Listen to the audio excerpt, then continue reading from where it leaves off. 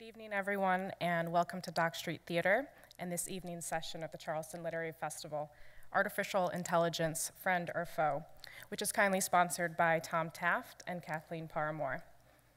My name is Maren Monatello. I'm the Partnerships Manager for the Literary Festival. I'm also the Vice President and Sales Director for Penguin Random House Audio and Crown Publishing Group at Penguin Random House. It's my pleasure this evening to introduce our panelists who are tackling the very elemental question of the impact of AI on publishing. The panelists here with us this evening are each uniquely positioned to consider this question. The scope of the issue impacts every part of their day-to-day lives. We have a very impressive group of people here tonight, so please allow me to introduce them all to you now. James Barrat is known as an AI visionary, as well as a speaker, documentary, filmmaker, and author. He has created documentary films for broadcasters, including National Geographic, the BBC, Discovery Channel, the History Channel, the Learning Channel, and Animal Planet. His 2013 book, Our Final Invention, Artificial Intelligence and the End of the Human Era, raised crucial questions about AI's impact on society, privacy, and democracy. Thank you. André Aciman is the author of numerous nonfiction and fictional works, including the novel Call Me By Your Name, which among many of its accomplishments, including an Oscar for Best Adapted Screenplay, we celebrated here at the Literary Festival in 2021. He has taught at Princeton University, Bard College, and is currently a distinguished professor at the CUNY Graduate Center. And he's also a contributor to the New York Times, the New Yorker, the New Republic, and the New York Review of Books. Welcome, André. Our next panelist is Karl Bakeman. He's the Vice President and Chief Product Officer at W.W. Norton, where he leads the AI Advisory Group. He also leads the teams that create Norton's customer-facing digital products and websites. Over the last few years, Karl and his team have rebuilt all of Norton's websites and digital infrastructure and overhauled Norton's technical support process. Norton is the oldest and largest publishing house owned wholly by its employees, with a spirit of independence and a firm dedication to editorial quality. The company is proudly celebrating its 100th anniversary this year.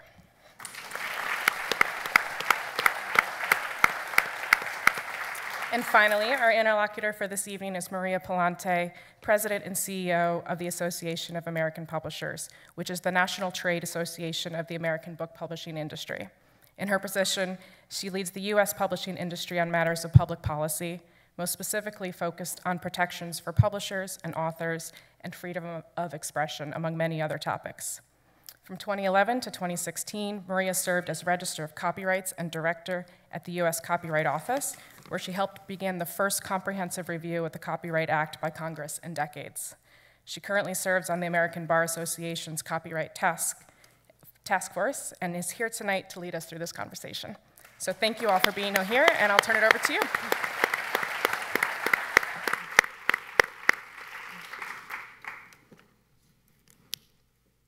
Good evening.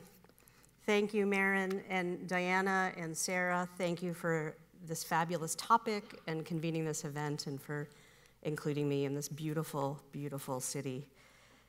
So we have a fascinating but weighty topic this evening, and we need to tackle it, so let's jump in. Each panelist is going to speak for a few minutes from our perspectives, and then we'll have a conversation. And then we hope to leave a lot of time for questions so that you can offer your observations as well.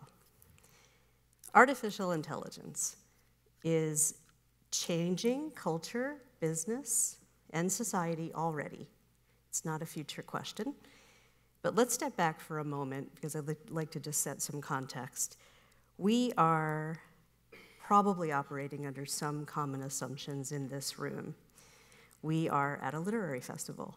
So I will assume that we all share a deep respect for authors, books, bookstores, libraries, education, and democracy, among some other things. Yes?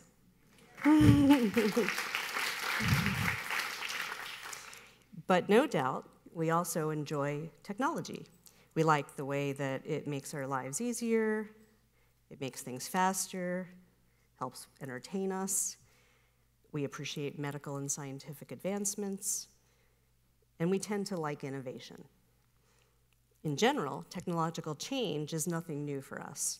We have lived through it or benefited from it all of our lives. But is artificial intelligence just another step in the usual march of technology? It is not. AI capabilities represent a paradigm shift that is immeasurable, and you'll hear more about that this evening, more profound than the printing press or the internet, and with no easy way to contain it, and there is no going back. We've crossed a line, and together we are all living in unprecedented times. There are and there will be mind-blowing positive applications of AI. And there are already and will be existential threats to the world as we know it from AI. From climate to discrimination, to elections, to authenticity, to truth, and to warfare, to name some. My field is copyright law.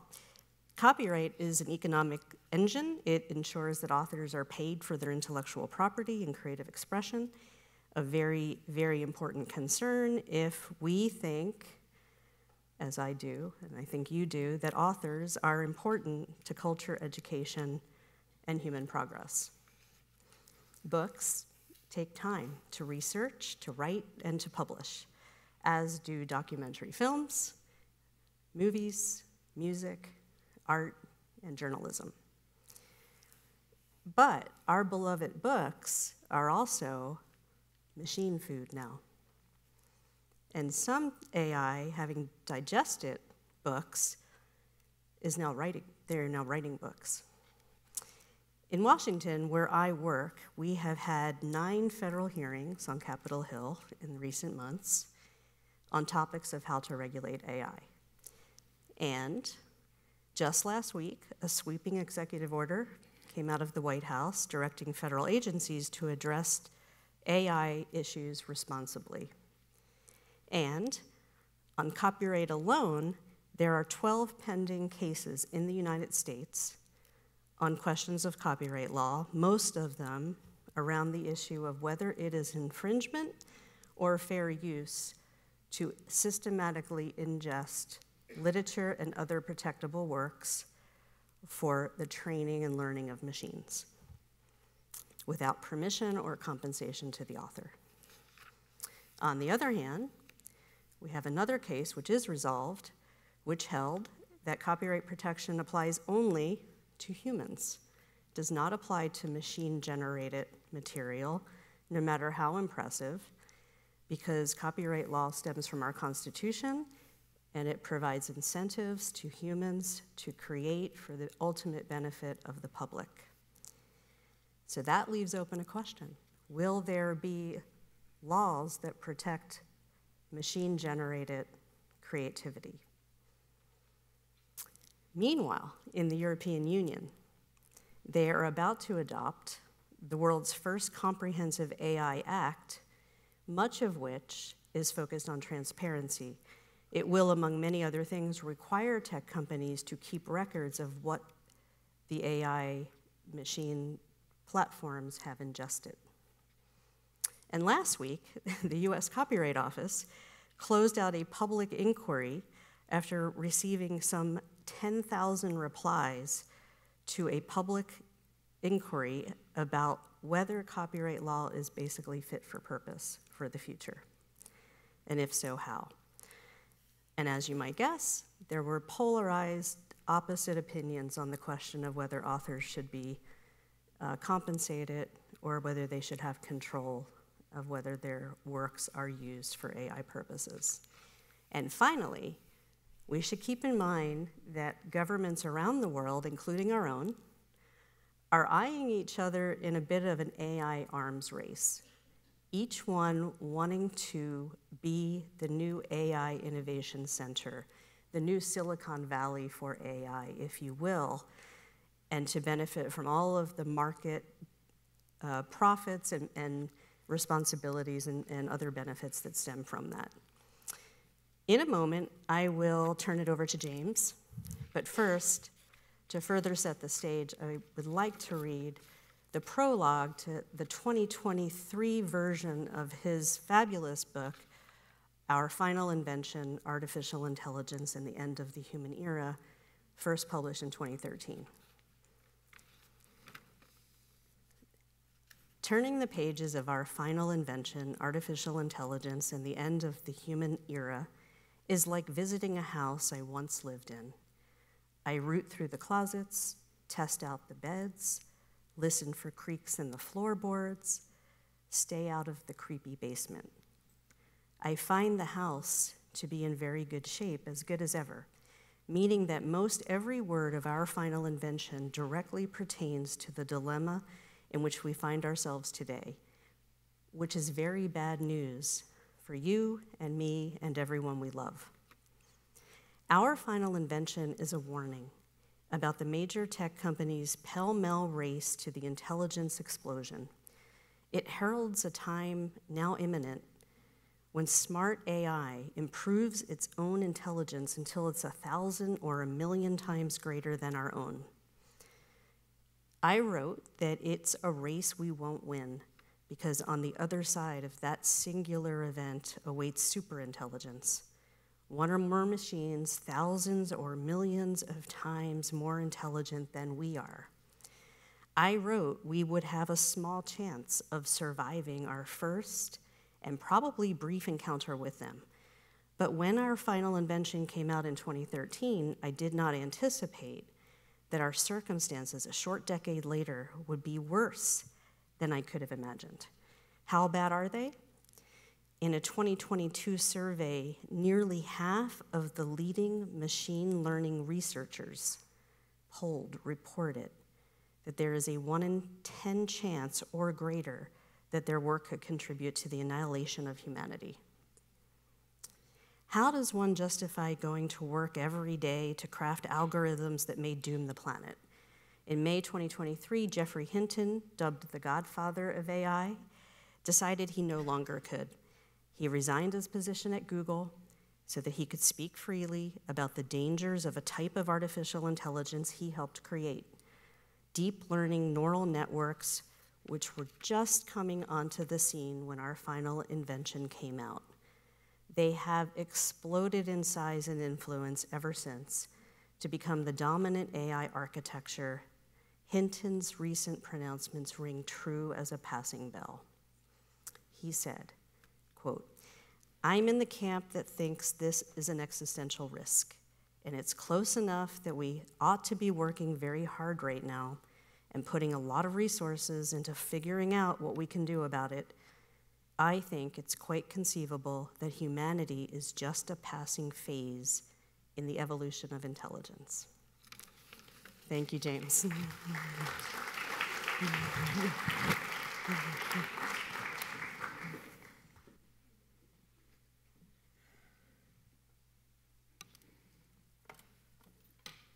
Thank you very much for reading that. It's kind of, I feel like I've entered a time warp of AI because when I wrote Our Final Invention about 10 years ago, phrases like existential risk were only used by a handful of thinkers, and they were on the fringes. Those words earned a smirk.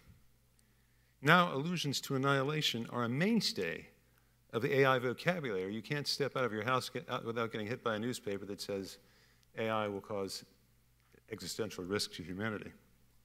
And it's not just the experts who are saying this, but the architects of the models at hand, called generative AI. And they're called generative AI, in case you didn't know, because they generate images and words. Those who are on the fringes and were saying things about existential risk are now the thought leaders. Paranoia in 2013 counts as plain speaking today. Recently, actually it's not as recent anymore, but 1,100 experts and thousands of others signed an open letter from the Future of Life Institute, which called for a 6-month moratorium on the training of frontier models, of large generative AI systems. I want to cut right to the chase of what they said. Should we develop non-human minds that might eventually outnumber, outsmart, obsolete, and replace us? Should we risk loss of control of our civilization? And this was led by Max Tegmark, the physicist. He started the Future of Life Institute. He also wrote this letter.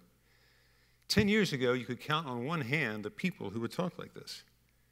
And in the meantime, a flood of shorter-term threats have come to light, not because of not because of generative AI, but because of the publicity it got drew attention to other things. Some of these shorter-term problems predate generative AI. Some are right in its wheelhouse, like emissions from large GPU farms, such as those that power ChatGPT 3 and 4, are comparable to emissions from a small city. So every time you hear someone announce a new large language model or something that produces images or multi-model system, imagine another small city popping up on the plains and starting to pollute the air. An estimated 300 million jobs will be lost in the US and Europe alone by 2030. Tsunamis of propaganda and deepfake videos aimed at overturning elections and balances of power are already being released. Brace yourselves for 2024. It's going to be frightening. It's going to be impossible to know what the truth is. Biases embedded in training data marginalize minorities and women, and they aren't being addressed. And these have been around for a long time. These have been around as long as neural nets have been around, as long as big data has been around. And nobody's really doing anything to change that. Generative AI cannot be used in mission-critical operations because they frequently hallucinate, which is the fancy term for they lie. Now, let me tell you this parenthetically. When they made ChatGPT and GPT-4, they didn't know it could program. They didn't know it could translate languages it hadn't been trained on. These are, quote-unquote, emergent properties. Another emergent property was they deceive. Just the other day, a large language model was being used in a Wall Street trade, and it did insider trading. And then it lied about it. So this is an emergent property. The truth is, shockingly, despite all the exuberance around generative AI, we don't understand at a core place how they do what they do. Stuart Russell wrote the definitive textbook on AI. It's called AI, A Modern Approach, with Peter Norvig. And he said, we have absolutely no idea how it works. And we are releasing it to hundreds of millions of people. We're giving it credit cards, bank accounts, social media accounts. We're doing everything we can to make sure it can take over the world. So, as I said in the prologue, it makes you wonder, how can people get up every day and create technology that, A, we don't understand and they don't understand, and B, poses an existential risk? And of course, Geoffrey Hinton said, I can't do it anymore. He left Google and he started talking about it. I have a different quote from the prologue. He said, I think it's conceivable that this kind of advanced intelligence could just take over from us. It could mean the end of people. The end of people. I want to close with yet another open letter, but I want to say I want to propose a moratorium to conferences and open letters because it's impossible for writers to keep up with it. And again, this is AI CEOs and developers, and they said, mitigating the risk of extinction from AI should be a global priority alongside other societal scale risks, such as pandemics and nuclear war. Thank you.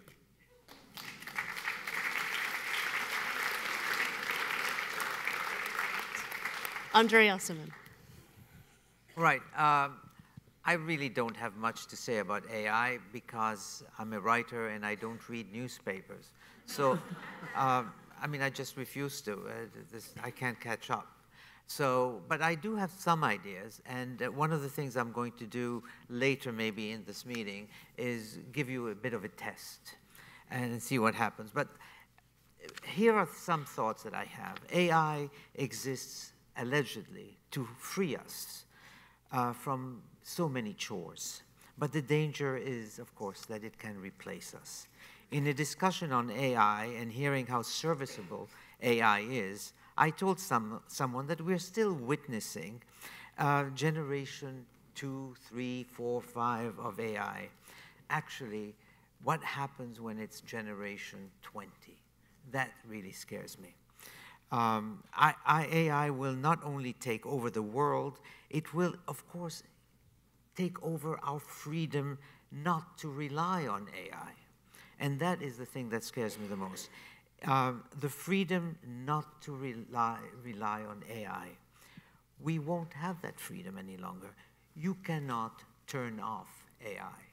You can turn off many things, like your lights, for example, at night, but you can no longer say, AI, I'm sorry, you've been a mistake in the beginning, and now we have to basically eliminate you. You can't do that. In fact, the opposite is true about it, is that it can eliminate us, and that has become quite obvious. There is a film that I wanted to mention because I'm sure most of you have never seen it. It was called Omicron. Has anybody ever seen Omicron? It came out in 1963, and it's about a person who comes from a different planet and, of course, has all the abilities of AI. And, of course, he takes over the planet. But with a good purpose. He doesn't want us to go to war. So he removes everything that makes us belligerent.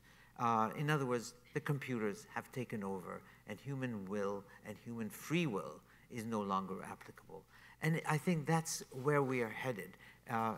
Ironically, Omicron came out in 1963, and it is more relevant today than ever before. But anyway, this is just a preamble to what I want to say later. Thank you, André. Karl Bakeman.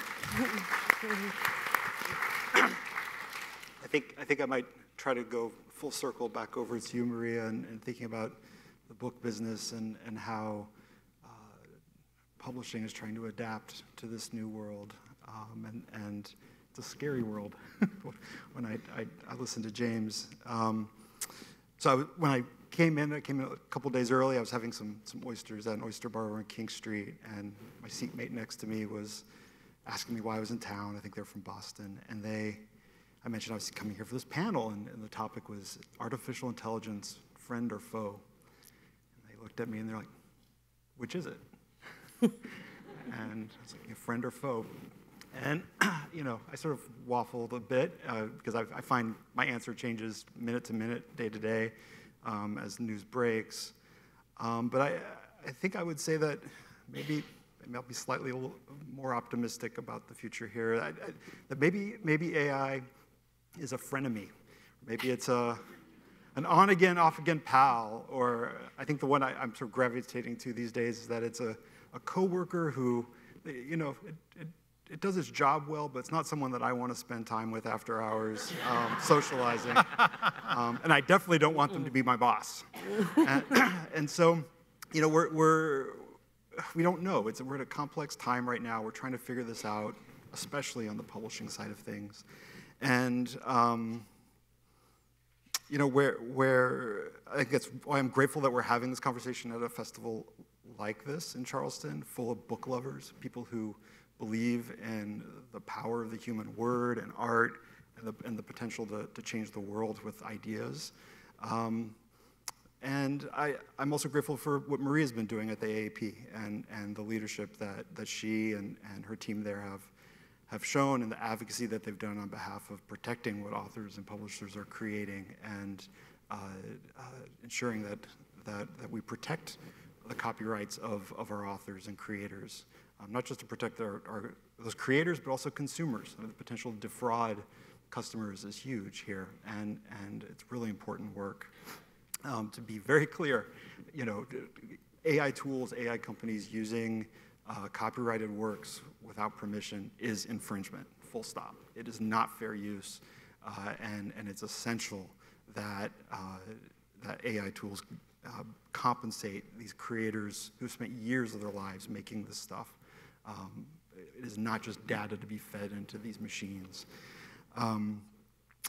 So at this moment, at 6:25, I'm feeling somewhat optimistic, thinking about some of the things that Maria shared about regulations that are in process, some of the things that the agencies are doing, what the EU's doing. I am feeling a little more optimistic than I did yesterday. So we'll see what tomorrow brings. Publishers like Norton rely on the work that Maria is doing on the AAP.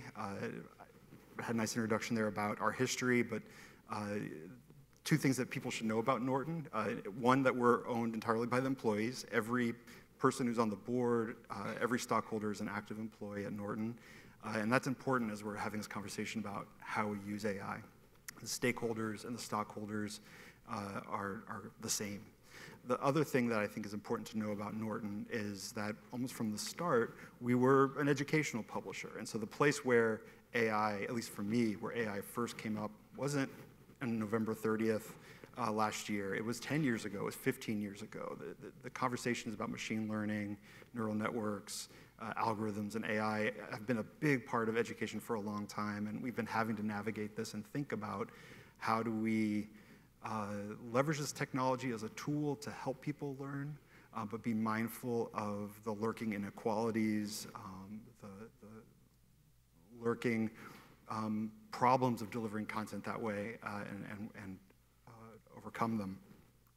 So I think I'm going to wrap up there with maybe three questions that we're thinking about at Norton. So we're thinking about, how we can use these things responsibly in the constraints of respecting copyright and stressing the importance of transparency. We're thinking about a few questions. One is where we might find constructive uses for AI that are compatible with those principles, right? So mainly thinking about tools, not content that we're creating pretending that they're authors.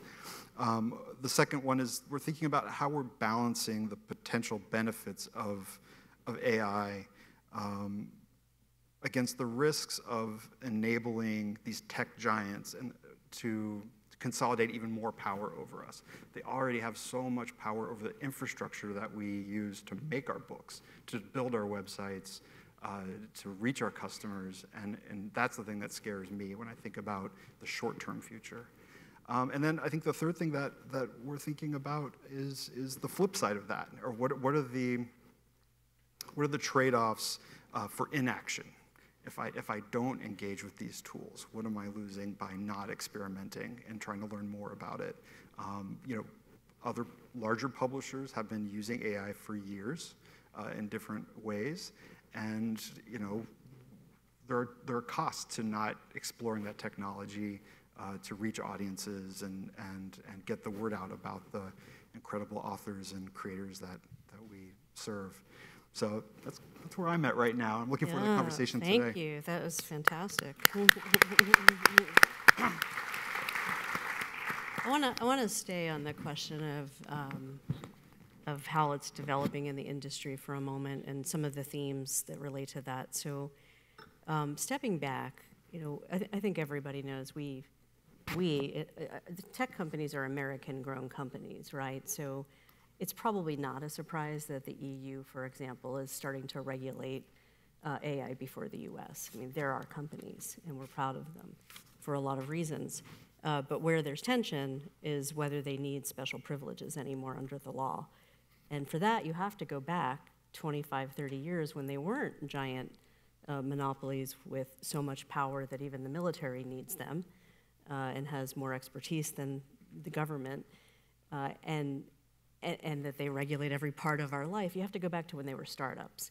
And in that era, the early 90s, they were given some privileges under the law, some exceptions, some special safe harbors, things like that, to help them grow and to foster innovation, so to speak. These are Washington phrases. Miraculously, those arguments are still around. So today, when we're in conversations about AI and policy, the arguments are the same. We couldn't possibly pay authors, clear rights, ask for permission, track royalties, because it would be an obstacle to innovation. And I think that it's fair to say that there is a lot of support for authors now, both in the public and also, I think, among lawmakers, because they recognize how silly that sounds. That, in other words, if we can create flying cars, right, driverless cars, and we can create super intelligence we probably can figure out a way to digitally track royalties and pay authors or ask for permission. So that's one theme, and I think that kind of permeates a lot of the discussions about regulation. On the plus side, they're talking about regulation, and even the tech sector CEOs have said, yes, you probably need to regulate us. Where it breaks down is when lawmakers say how, and then of course they say, well, that's not our job to tell you how to regulate us. We're just agreeing that we should be regulated. And that's where all the stress is.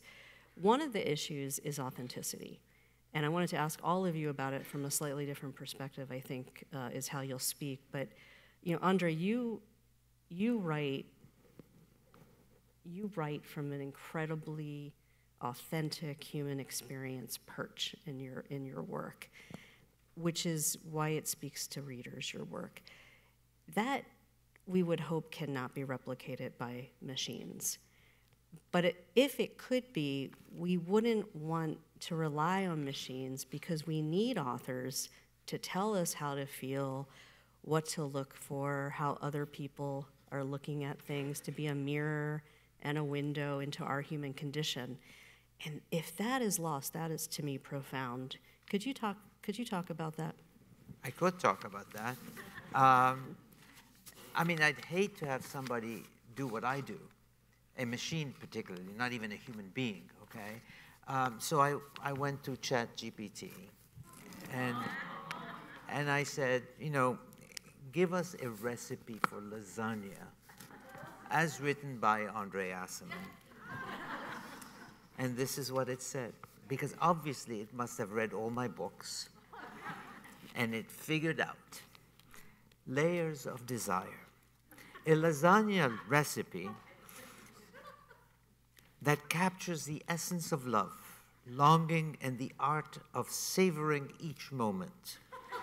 In the quietude of my Italian kitchen, where memories linger like old cherished secrets, I embark on a journey. It's a journey of layering,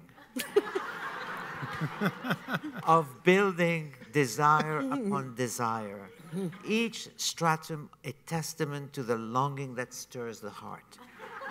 In the soft glow of the evening sun, I begin to compose my symphony of flavors, my lasagna. I didn't write this. I could not have written this. This is better than me. So obviously I am scared, and at the same time we're making a joke about it. But think about the scary aspect of it, is that basically it will write my next novel, and it will do it better than I can. No. But here's the thing, just one thought on authenticity. You know, Mozart wrote 41 symphonies, and there's a 42nd one, and I can ask ChatGPT today to compose a music, and it will do everything right that Mozart did in Symphony number 42, but it will miss those inaccuracies that are the genius and the radiance of Mozart, the unsuspected changes that he does. Guess what? ChatGPT will figure that out. And then you'll have a new Mozart. And it will do it in half a second. Okay, anyway, that's... Thank you. I'm skeptical, though. I think about the choices you make as an author and the unexpected ways that you break with patterns and the choices, the blanks that you choose to fill or not. I feel confident your next book will be better than whatever ChatGPT put. No, but look at this thing here. I read it out, and they all laughed, and they loved it.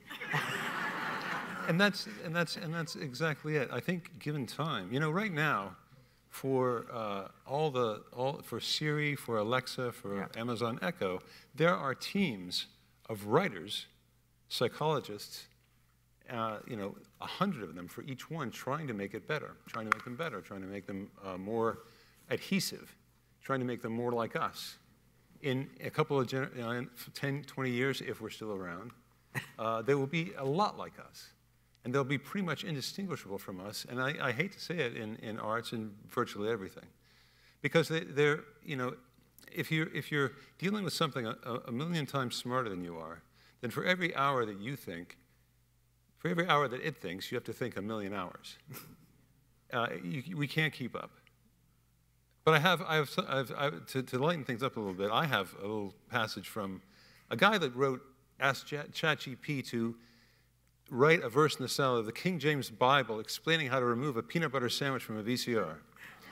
And it came to pass, a man was troubled by a peanut butter sandwich, for it had been placed within his VCR, and he knew not how to remove it. And he cried out to the Lord, saying, "O Lord, how can I remove this sandwich from my VCR? For it is stuck fast and will not budge." And the Lord spoke unto him, saying, "Fear not, my child, for I shall guide thy hand and show thee the way." I couldn't touch that.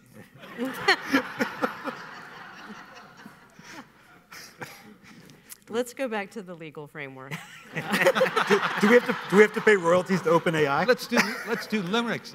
Let's do limericks. Oh, it can do limericks perfectly. Oh, yeah. We can do Beatles songs. Anyway. So one of the things that happened last week is that the Federal Trade Commission filed comments in the U.S. Copyright Office public process, which is really interesting when one government agency does that to another, because what they're really saying is, I don't quite know if you're going to get this right, and we're not quite sure we want you to be out front on this.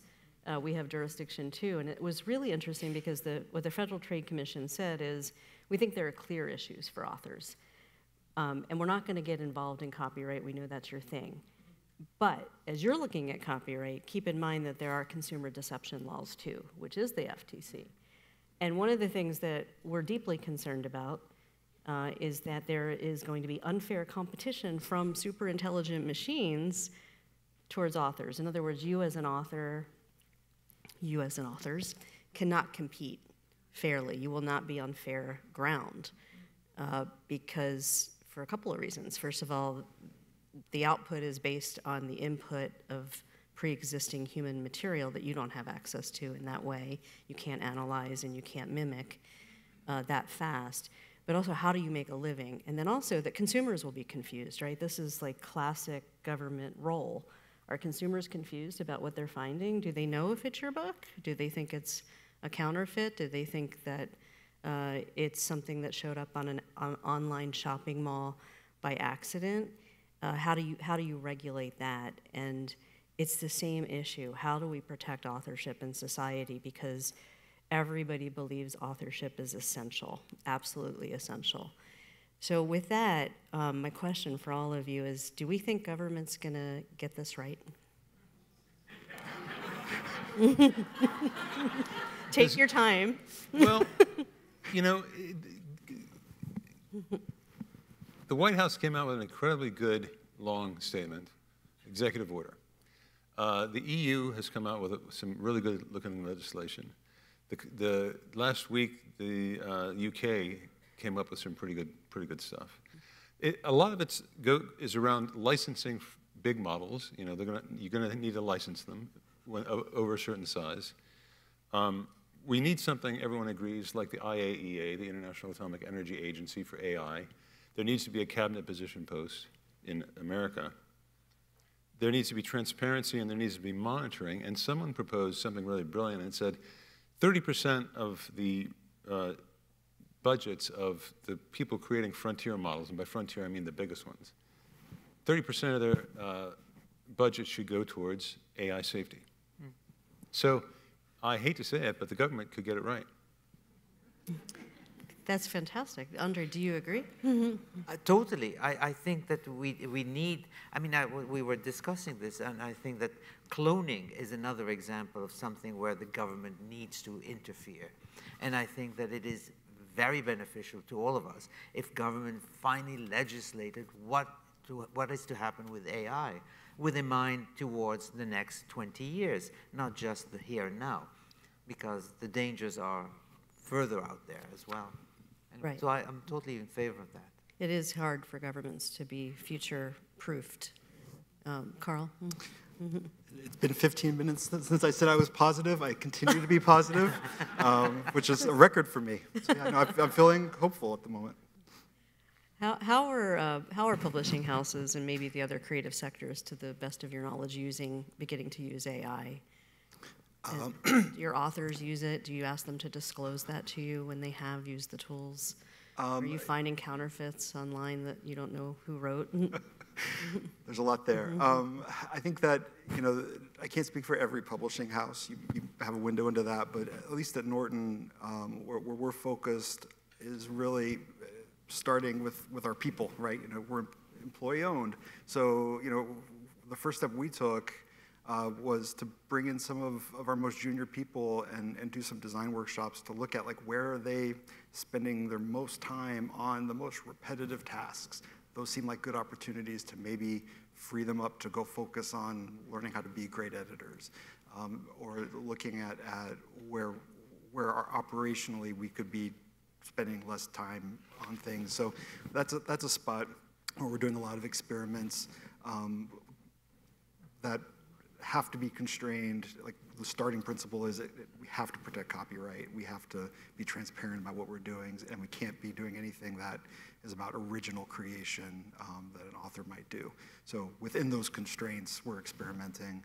I know of other publishers who are using it to crawl sites to collect information and things like that. There's ways that folks have done that. We haven't done that. Piracy was a problem before November 30th, 2022, and it's become worse because of this. So that's something we haven't touched, but that's definitely true. So this is, I think, a potential accelerator in those online marketplaces where they haven't had the bookseller or the book publisher or author's interest in mind for a long time, and increasingly they don't have the seller's interest in mind either. And so piracy is a big thing, but it's not really about AI, in my opinion. It is about AI in this way. I would suggest that the source matters, right? So paying authors, getting permission first, licensing from publishers who may have the rights for certain uses. That's the structure we're comfortable with and that we would like tech companies to abide by. But beyond that, there are huge corpuses of digital files out there online at pirate sites for every kind of content you can think of. And you all know this. You presumably are on the internet from time to time when you're not reading great books. And that's really concerning, and that's one of the sort of, it is a legal issue to some degree, but it's an ethics issue. Should training be permitted if the source is from a pirate site? The files were accumulated unlawfully. So, should it be limited to lawfully? We can have a fair use discussion about what might be fair use and what should be licensed, but we shouldn't have to have a conversation about whether pirate sites can feed machines. So I'll say that. Andre. Just a thought. Sometimes as an author, you're having a conversation with a friend, and you say, I don't know what to do with that character or whatever. Well, have you thought of doing X, Y, and Z with that character and have him go up the stairs as he's about to see the person getting murdered? No, I never thought of that. But think of asking GPT or any AI, what should I do with this character? Here are 20 possibilities. Oh my God, I never thought of that. You're not going to tell your editor. No. But I also don't know what you Googled, or there's, at the end of the day, I'm interested in your original work. Yes. And not how you got there. Now, okay, fine. Then I'm okay. And of course, we haven't talked about students, which Norton serves. Oh, please, yeah. Yeah. Graduate students, high school students, everybody. I think it's 1:15, and we maybe should go to some questions. You guys look eager. So if you raise your hand and then wait for the microphone to come, we would happily entertain your questions.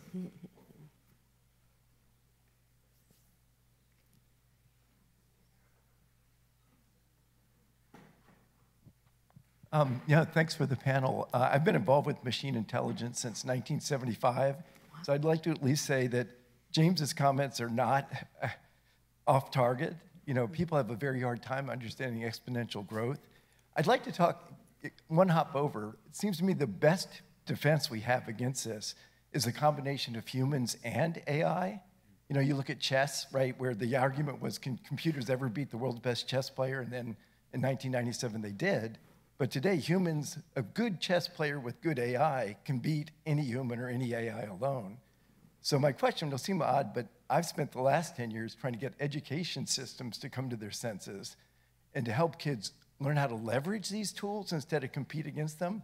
So I'd wonder what your guys' thoughts are about an education system, because GPT devours these high-stakes tests that define what our kids do in school.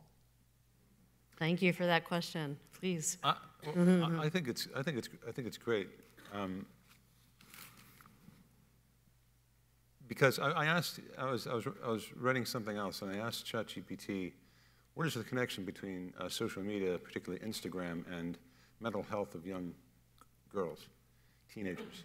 And it came out with a deeply disturbing answer, and it provided citations. And I thought, that's something that my daughter, I want her to read about, and she doesn't know how to ask the question. But she could ask ChatGPT the question. So there's some real value there. She doesn't have access to the last 50 issues of Psychology Today, or any of the papers written by the psychologists, or there was a whistleblower, Francis Hugan, who said Facebook had been studying this for a long time, determined there was a connection between girls, young ladies, social media, suicide, and depression. And they kept that under their hats. So there's a lot there that is not easy to find. It's like, in some ways, you could think about it as a superpowered encyclopedia. And also to make connections you wouldn't make, or to see if they're there.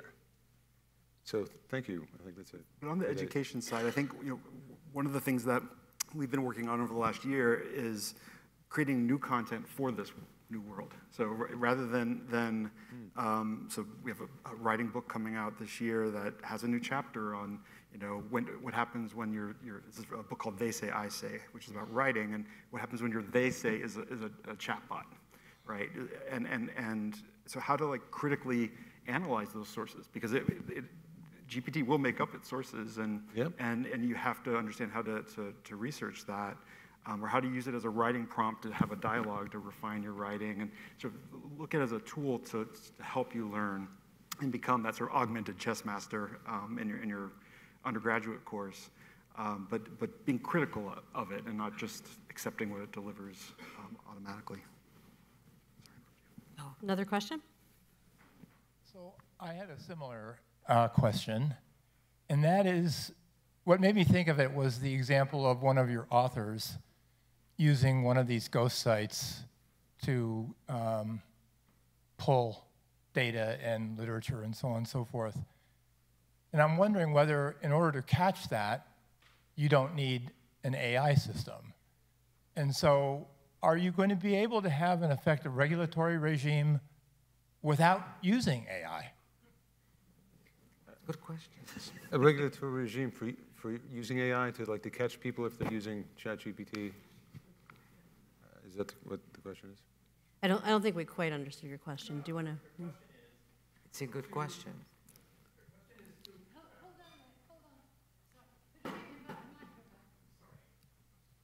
The question is, to effectively regulate the use of AI, won't you need to use AI? It's a good question. Yeah. Yes, and that's very good.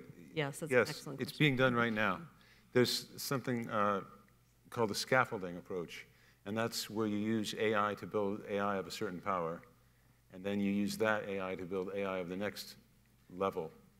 And they also, there's a bunch of complicated theorem proving that AI can do now, and you can test the veracity and power of certain AI by theorem proving, and the only way to do it is through AI. So, long answer to a short question, yes. Yep, thank you for that. Another question, there's some up here, over here. Oh, there we go. Sorry. Yeah, so I've heard it said in the writing community that thinking about the future of art and writing, that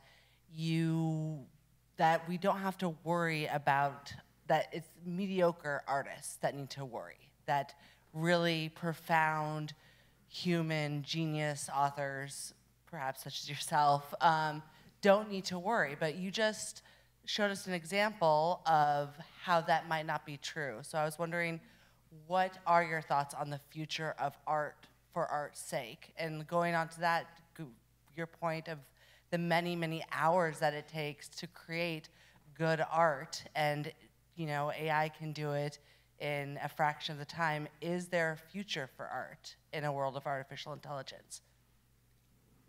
You're asking me. No, I think there has to be a future. Basically, we have to assume that there is a future. But AI is going to be a competing force, and we will have to devise, I don't know what ways, to compete with this new competitor. It's very difficult because eventually you will tell AI to give you, the 38th play by Shakespeare. And it will. It has to. That's great. What? Let's do that. Maybe we can do, basically because we've run out of plays, we've seen the plays, we know them, okay, give us something new. It might give us a new play by Shakespeare, at which point it will be machine-driven. It will have problems, and that's what you hope is going to always, always exist. In other words, it will never be able to compose a symphony by Beethoven or a quartet by Beethoven, which is even more difficult. That's not going to happen.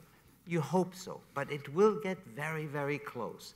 And ideally, you hope that someone will always say, this was composed not by Beethoven, but by AI.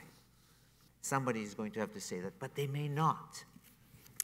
And I can add to it economically. I appreciate the question, slightly from a different perch. There are a lot of people, maybe some in this room, that make a living by not being Mozart, or I forget if it was Beethoven or Mozart already, but, or any of them, or a famous author like we have here, two famous authors. They just make a living in the copyright industry by selling photographs to stock houses, by writing copy for publicity purposes, for other kinds of things, and that does seem very concerning because AI will produce the best photographs of the fountain in Central Park, and your licensed version is not necessary anymore. And so there's a lot of just sort of basic, there are basic livelihoods that are kind of hanging in the fray.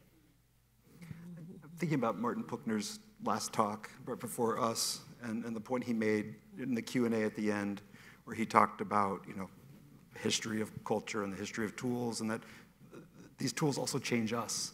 And I tend to be on the side of never underestimating human creativity. Yeah. And I think about the 20th century and how artists leverage technology to create innovative, new, interesting art that they wouldn't have thought of 150 years ago. And that's where I'm pinning my hope. No, I think you're right, and I have to believe that, even if I don't believe it. But it's okay. Another question. This is on. My question is a little off-center. Are there any reports of people worshiping AI and using it as a religion in your research? Have you come across any such thing? Because James? it seems progression. There's a guy who was using AI as a therapist, and he killed himself. There was a man who was using AI as a lover called Replica, and he broke into Buckingham Palace with a crossbow and said he wanted to kill the Queen. But you know what? I could totally grasp that idea of AI being worshipped. There used to be a group of people called the singularitarians. Thank you. And they were talking, and they're transhuman, meaning they're looking forward to the next iteration of our bodies. And those guys were really popular 10 years ago, and they were really on the edge. And I think, that they were on the brink of starting a religion. So that's a really good question. Could AI satisfy spirituality? Could it be a Zen master? Could it provide koans? Could it provide scripture? I think, yeah. It can talk to you. It can solve loneliness, right? And it can talk intelligently. So, unfortunately, sometimes when I talk to kids, then they say, well, what job should I get that AI won't get? And I say, well, anything that requires emotional intelligence for now.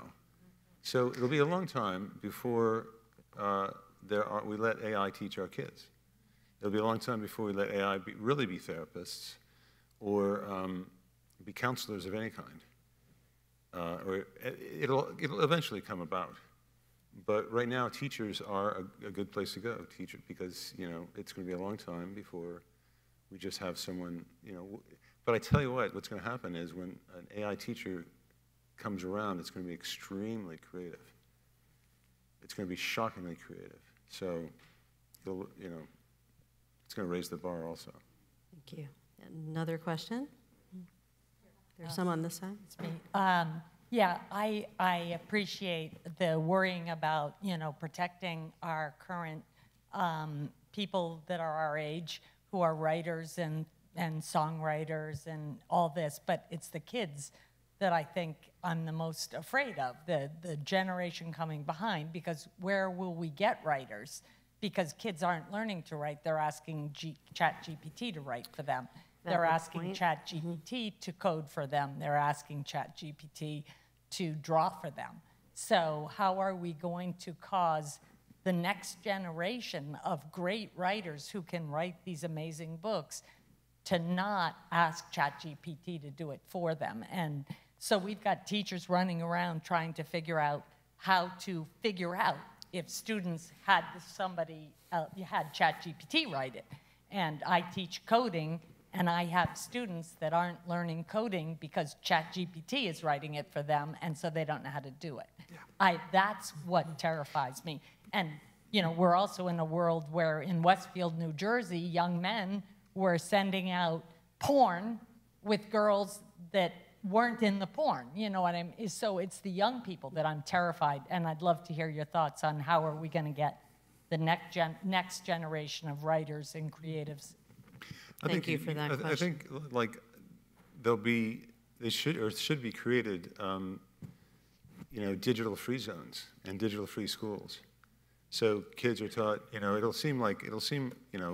you do that in 50 years, it will seem like it's 200 years ago, 200 years old. But I would like it. We had our kids in Montessori school, and then they were mainstreamed, and then they started learning about screens. And now they're plugged in a lot. My daughter stopped reading. My son never read much.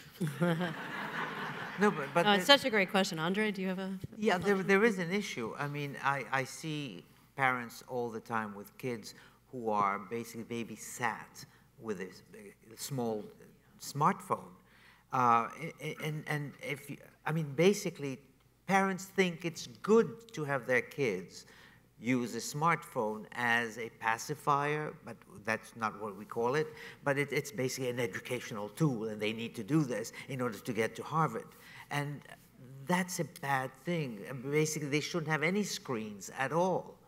And it's very difficult to tell kids not to use a screen because their friends are using screens, and the parents of the friends think it's a great thing. So you're fighting a losing battle. It's a social inequality issue, I think. I think you're going to have an